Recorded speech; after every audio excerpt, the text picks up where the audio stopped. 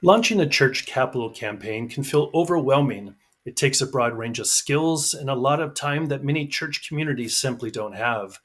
Where do you begin? How do you build momentum? How do you ensure financial commitments are fulfilled? How do you inspire your entire congregation to support God's vision for your ministry? Here's the good news.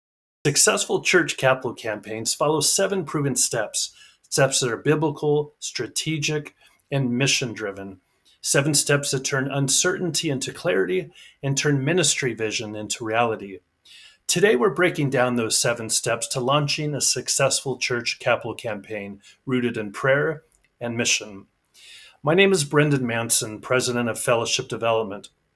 Fellowship Development is a Christian firm specializing in full service, on site planning studies, and capital campaigns rooted in Jesus Christ. Over the past 28 years, we've partnered with churches, schools, and Christian ministries throughout the country, leading more than 1,000 successful campaigns and raising $3.5 billion to advance their God-given mission. Churches launch capital campaigns for many reasons: to build new sanctuaries or worship spaces, to add early childhood development centers or classrooms, to construct gymnasiums or multi-purpose buildings, to renovate aging facilities, strengthen endowments, or even retire debt. But at their core, church capital campaigns aren't about raising money. They're about expanding your church's impact and stepping more fully into the mission God is calling you to fulfill. Step one, discernment and readiness. Jesus reminds us in Luke 14:28, suppose one of you wants to build a tower. Won't you first sit down and estimate the cost to see if you have enough money to complete it? A church capital campaign doesn't begin with construction or even with fundraising, but with prayer and discernment, with faith and reason working together. First, church leaders prayerfully discern whether God is calling them to build the tower. Then they apply reason, that is, data and best business practices, to determine whether the project can be completed responsibly. A planning study, also called a feasibility study, is a strategic, prayerful, pre-campaign process that helps determine whether your church is ready. It answers 8 critical questions. Do people understand and support the project? Are there opportunities for funding outside your community? Who can serve as a campaign leader? Who may consider leadership level gifts? Are there potential planned gift donors? What structure and timeline might work best? What challenges or obstacles are likely to arise? And ultimately, how much money can your church realistically raise in a campaign?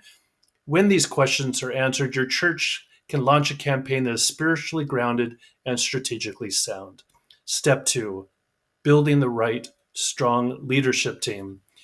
Even Jesus called and equipped leaders around him. And in the same way, no pastor should lead a campaign alone. A typical structure includes a pastor, key staff, a campaign executive committee, a campaign chair and honorary chairs, volunteer team leaders.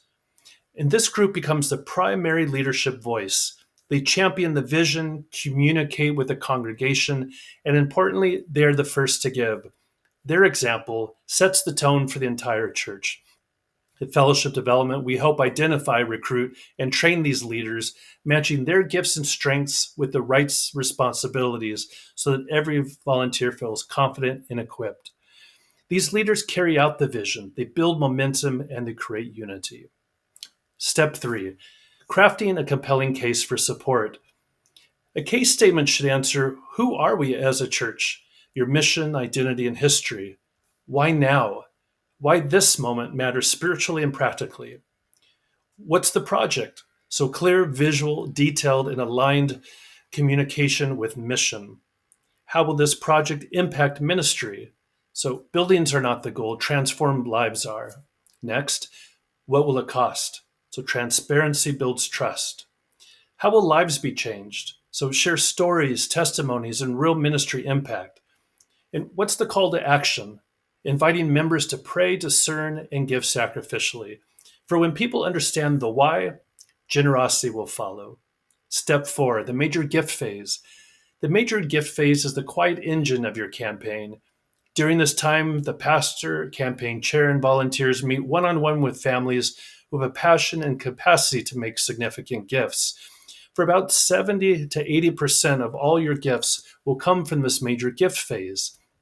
This phase includes identifying prospects, preparing conversations, hosting meetings, sharing the vision, and in finding families to consider a leadership gift. We coach your team so every conversation is pastoral, personal, and prayerful. Strong early commitments create the momentum that will carry your campaign forward. Step 5, communicate clearly and constantly. Communication keeps your church united. People need to hear the message often and through multiple voices. Weekly worship updates, video testimonies, social media and email, printed materials, small group gatherings, FAQs, and ministry impact stories. Ensure that your communication is clear, inspiring, and consistent so that no one feels left out, confused, or unaware. For when communication flows, unity grows. Step 6, the public phase rollout. The public phase is when you invite every member of your community to participate. Now, by this point, leadership gifts are already building momentum. So this phase should feel joyful, a celebration of what God is doing. It includes sharing testimonies, announcing early commitments, distributing pledge cards, and encouraging online giving, engaging youth and families, and celebrating participation. This phase is about equal sacrifice, not equal gifts. Just as Jesus honored the widow's mite, we honor every gift given in faith. And finally, step 7, follow through, stewardship, and celebration. A campaign doesn't end when pledges are made. It continues through the pledge fulfillment period and concludes when the ministry vision has become reality. So, strong stewardship includes personal thank yous, giving reminders, construction updates, celebrating milestones, recognizing generosity, accessible giving pathways. Good stewardship deepens trust, strengthens unity, and prepares your church for future growth. These 7 steps are more than a strategy. They're a faithful way for your church to pray, plan, lead, communicate, invite, and steward generosity, not just to build a facility, but to build discipleship, unity, and mission. For when a church journeys together in this project, it steps more fully into God's calling for its future. If your church is preparing for a capital campaign, we would be honored to walk alongside you. Schedule a free consultation with Fellowship Development today. Let us build what God is calling your church to create.